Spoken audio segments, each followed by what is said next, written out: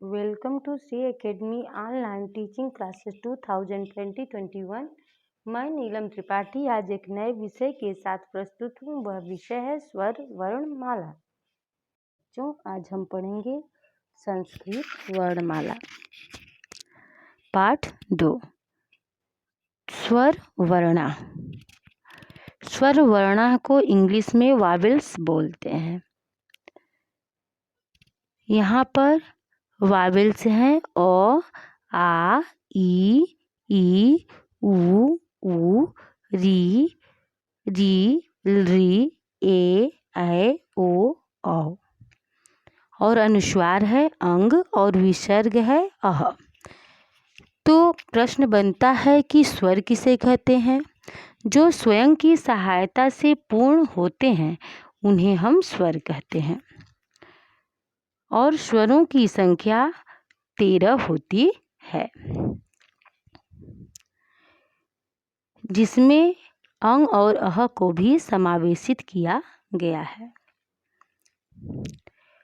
अंग और अह वस्तुतः अनुस्वार और विसर्ग के अंतर्गत आते हैं। अब आइए जानते हैं व्यंजन संधि। व्यंजन किसे कहते हैं? व्यंजनानि, इसको इंग्लिश में कॉन्सोनेंट्स कहते हैं। इसकी स्पेलिंग होती है CONSONANTS।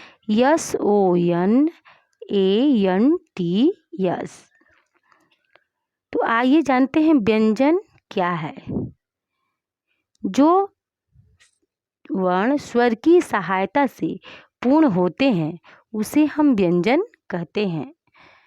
जैसे क वर्ग, च वर्ग, ट वर्ग, त वर्ग, प वर्ग, यर, लव, सख, सह, छत्र, ज्ञ, इसके अंतर्गत ये सभी आते हैं। संस्कृत वर्णमाला में वर्णों की संख्या 43 होती है। व्यंजन के 4 भाग होते हैं। स्पर्श व्यंजन, अंतस्थ व्यंजन, ऊष्म व्यंजन, संयुक्त व्यंजन। स्पर्श व्यंजन वह व्यंजन जिसके उच्चारण के समय जिह्वा मुख के किसी न किसी भाग को स्पर्श करती है, वस्तुतः मुख के ऊपरी भाग को स्पर्श करती है, तो उस व्यंजन को स्पर्श व्यंजन कहते हैं। इसके अंतर्गत क वर्ग, छ वर्ग, ट वर्ग, त वर्ग, प वर्ग आता है। तो ऐसा है बच्चों, आप स्पर्श व्यंजन समझ चुके होंगे। अब आइए बताते हैं अंतस्थ व्यंजन को। वह व्यंजन जिसके उच्चारण के समय जिह्वा मुख के आंतरिक भाग को स्पर्श करती है उसे अंतस्थ व्यंजन कहते हैं। जैसे य, र, ल, व। ऊष्म व्यंजन जिस व्यंजन के उच्चारण के समय मुख से गर्म हवा बाहर निकलती है उस व्यंजन को ऊष्म व्यंजन कहा जाता है। जैसे श, श, श और ह। संयुक्त व्यंजन इसके अंतर्गत छ, त्र, ज्ञ, द्य, स्त्र, स्र आता है। वह व्यंजन जिसके उच्चारण के समय 2 व्यंजन का मेल हो उसे संयुक्त व्यंजन कहते हैं।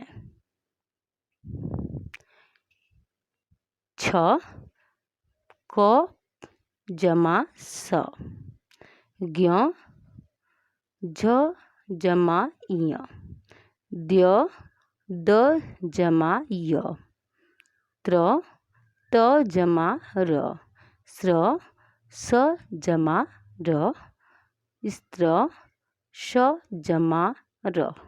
तो ऐसा है बच्चों, आप संयुक्त व्यंजन को भी समझ चुके होंगे। आइए व्यंजनों में स्वरों का जोड़ना जानते हैं। Two added vowels to consonant. Sanskrit वर्णमाला में अलग अस्तित्व होने के साथ साथ स्वर मात्रा के रूप में व्यंजनों के साथ भी जुड़ते हैं। 13 स्वरों में से 11 स्वरों की मात्राएं होती हैं। अ की मात्रा का कोई चिन्ह नहीं होता। शेष स्वरों की मात्राओं के चिन्ह निम्न प्रकार हैं। अ कोई मात्रा नहीं होता। आ खड़ी पाई, ई की मात्रा, ई बड़ी की मात्रा, उ छोटा ऊ का मात्रा, बड़ा ऊ का मात्रा, री का मात्रा, री बड़ी री की मात्रा, री कोई मात्रा नहीं। ए एक चुंडी, एक शिखा, ए 2 शिखा, एक खड़ी पाई, ओ एक शिखा एक खड़ी पाई, और 2 शिखा और एक खड़ी पाई। तो आशा है बच्चों आप इसे समझ ही चुके होंगे किस तरह से स्वरों का व्यंजनों के साथ जुड़ाव होता है। अब आइए जानते हैं वर्ण विच्छेद, डिसजॉइन ऑफ लेटर्स। किसी शब्द के वर्णों को अलग अलग कर दिए जाने पर वह वर्ण विच्छेद कहलाता है। शब्द में अंत में जो वर्ण है उसी के नाम से वह शब्द जाना जाता है। जैसे अंत में होने पर अकारांत, आ होने पर आकारांत, इसी प्रकार इकारांत, ईकारांत, उकारांत, उकारांत होते हैं। कुछ उदाहरण इस प्रकार से, मोर म जमा ओ जमा र जमा अ, अकारांत लता ल जमा अ जमा त जमा आ, आकारांत कवि क जमा अ जमा व जमा ई, इकारांत नदी न जमा अ जमा द जमा ई, इकारांत साधु श जमा आ जमा ध जमा उ, युकारांत वधु व जमा अ जमा ध जमा उ, उकारांत मातृ म जमा आ जमा त जमा री, रीकारांत आयोग वा। स्वरों व व्यंजनों के अतिरिक्त संस्कृत वर्णमाला में 3 अन्य वर्ण होते हैं जिन्हें आयोगवाह कहते हैं। आयोगवाह वे ध्वनियाँ हैं जो अ आदि स्वरों के योग से ही बोली जा सकती हैं। ये न तो स्वर हैं और न ही व्यंजन। अनुनासिक, अनुस्वार और विसर्ग। तो बच्चों समझेंगे कि अनुनासिक किसे कहते हैं? जिसके उच्चारण के समय नाक से ध्वनि निकलती हो उसे हम अनुनासिक कहते हैं। और अनुस्वार जिसके उच्चारण के समय नाक और मुंह दोनों से ध्वनि निकले वह अनुस्वार होता है।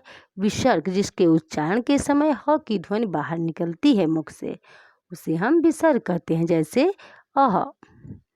तो आशा है बच्चों आप इसे समझ चुके होंगे। धन्यवाद।